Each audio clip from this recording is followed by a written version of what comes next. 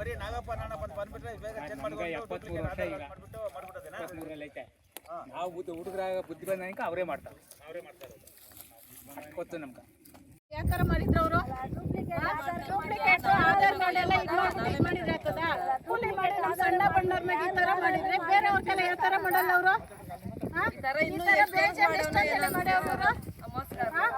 ತರ ಮಾಡಿ ಎಷ್ಟು ಜನ ಈ ತರ ಮಾಡವ್ರು ಅವರು ನಾವು ಯಾವ ತರ.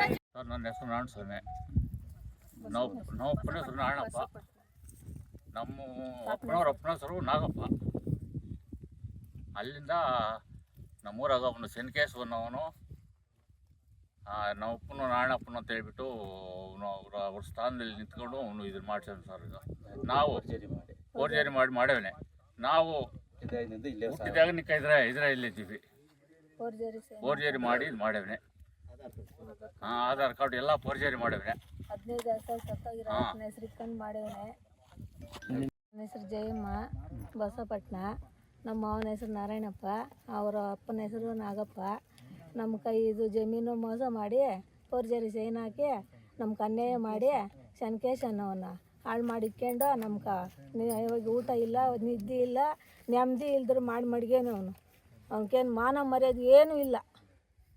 ಸಂಘ ಹಾಗೂ ಹಸಿರು ಸೇನೆಯ ಶಿಡ್ಲಘಟ್ಟ ತಾಲೂಕು ಅಧ್ಯಕ್ಷ ಆದಂಥ ತಾದೂರು ಮಂಜುನಾಥ್ ಅನ್ನೋ ನಾನು ಈ ದಿವಸ ಈ ಬಸವಪಟ್ಟಣ ಗ್ರಾಮದಲ್ಲಿ ಏನು ಸರ್ವೆ ನಂಬರು 93 ನಾರಾಯಣಪ್ಪ ಅನ್ನೋ ಒಂದು ಸರ್ವೆ ನಂಬರ್ ಜಾಗನ ಇನ್ನೊಬ್ಬ ಇದೇ ಊರಿನವರು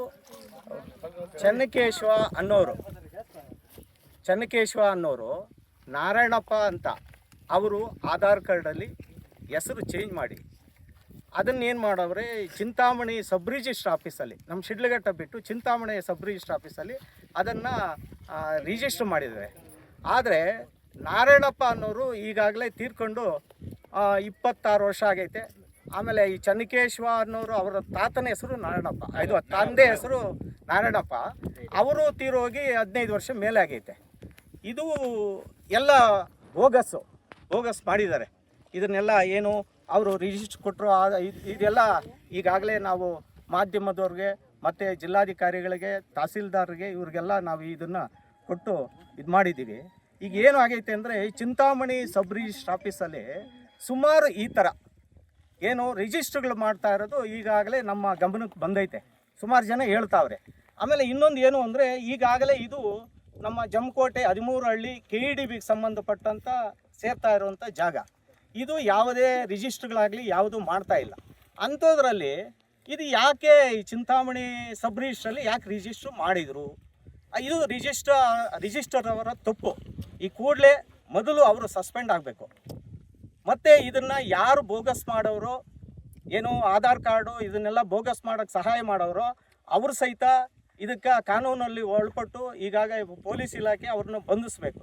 ಮತ್ತು ಫ್ರಾಡ್ ಮಾಡಿರೋವಂಥ ಚೆನ್ನಕೇಶ್ವ ಅನ್ನೋರನ್ನ ಅವ್ರನ್ನೂ ಬಂಧಿಸಿ ಇದೆಲ್ಲ ಮಾಡಿ ಏನು ಈ ಥರ ಸಾಮಾನ್ಯ ರೈತರು, ಈಗ ಇಲ್ಲಿ ರೈತರು ಇದ್ದಾರೆ, ಅವ್ರಿಗೇನು ಗೊತ್ತಿಲ್ಲ. ಅವರು ಇಬ್ಬರೂ ಮಕ್ಕಳು, ನಾರಾಯಣಪ್ಪನ ಮಕ್ಕಳಿಬ್ಬರು ಕುರಿಗಳು ಮೇಯಿಸ್ಕೊಂಡಿರೋದು ಅಷ್ಟೇ. ತಾಲೂಕು ಆಫೀಸು ನೋಡಿಲ್ಲ, ಶಿಡ್ಲಘಟ್ಟನೂ ನೋಡಿಲ್ಲ. ಅಂಥವ್ರಿಗೆ ಇದು ಮೋಸ ಆಗ್ತೈತೆ. ಇದು ಸುಮಾರು ಕಡೆ ಇದು ನಡೀತಾ ಇರೋವಂಥ ಮೋಸ. ಇದು ತಪ್ಪಿಸ್ಬೇಕು.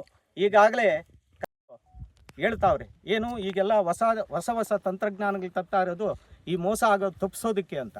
ಆದರೆ ಇಲ್ಲಿ ಏನಾಗ್ತೈತೆ ನೋಡ್ತಾ ಇದ್ದರೆ, ನಾವು ರಂಗೋಲಿ ಕೆಳಗೆ ದೂರಿದ್ರೆ ಏನು ಸರ್ಕಾರ, ನಾವು ರಂಗೋಲಿ ಕೆಳಗೆ ದೂರಿದ್ರೆ ಈ ಮೋಸ ಮಾಡೋರು ನಾವು ಇನ್ನೂ ಕೆಳಗಡೆನೇ ಹೋಗ್ಬಿಡ್ತೀವಿ, ನಾವು ಭೂಮಿನಾಗ ರಂಗೋಲಿ ಬಿಟ್ಟು ಇನ್ನೂ ಕೆಳಗಡೆ ಹೋಗ್ಬಿಡ್ತೀವಿ ಅಂತೇಳಿ ಮೋಸ ಮಾಡ್ತಾವ್ರೆ. ಇದನ್ನು ತಪ್ಪಿಸ್ಬೇಕು. ಆಮೇಲೆ ನಮ್ಮ ಉಸ್ತುವಾರಿ ಮಂತ್ರಿಗಳಿಗೆ ಹೇಳೋದೇನು ಅಂತಂದರೆ, ಅವರದೇ ತಾಲೂಕಲ್ಲಿ, ಚಿಂತಾಮಣಿ ತಾಲೂಕಲ್ಲೇ ಇದು ಹೆಚ್ಚು ನಡೀತಾ ಇರೋದು. ದಯವಿಟ್ಟು, ಯಾಕಂದರೆ ಸರ್ಕಾರದಲ್ಲಿ ಇರೋದ್ರಿಂದ ಅವರು ಎಚ್ಚೆತ್ಕೊಂಡು ಆ ಸಂಬಂಧಪಟ್ಟ ಅಧಿಕಾರಿಗಳ ಮೇಲೆ ಕ್ರಮ ಜರುಗಿಸಬೇಕು. ಇದೆಲ್ಲ ಅವರ ಕೈಯಲ್ಲಿ ಇರೋದ್ರಿಂದ, ಯಾಕಂದರೆ ಇದು ಸರ್ಕಾರಕ್ಕೆ ಕೆಟ್ಟ ಹೆಸರು ಬರುವಂಥ ವಿಷಯ ಆಗಿರೋದ್ರಿಂದ ಕೂಡಲೇ ಎಚ್ಚೆತ್ಕೊಬೇಕು. ಇದು ಕಂದಾಯ ಮಂತ್ರಿಗಳಿಗೂ ಮಾನ ಮರ್ಯಾದೆ ಉಳಿಯಂಗೆ ಮಾಡಬೇಕು. ಈಗ ಈ ಥರ ಬೋಗಸ್ ರಿಜಿಸ್ಟ್ರ್ಗಳನ್ನ ತಪ್ಪಿಸ್ಬೇಕು. ರೈತರಿಗೆ ಅನ್ಯಾಯ ಆಗಿರೋ ರೈತರಿಗೆ ಈಗ ಅವ್ರಿಗೆ ನ್ಯಾಯ ಒದಗಿಸ್ಬೇಕು. ಮತ್ತು ಅವ್ರ ಜಮೀನು ಅವ್ರಿಗೆ ಬರೋ ಥರ ಮಾಡಬೇಕು ಅಂತ ನಿಮ್ಮಗಳ ಮುಖಾಂತರ ನಾವು ಕೇಳ್ಕೊಂತ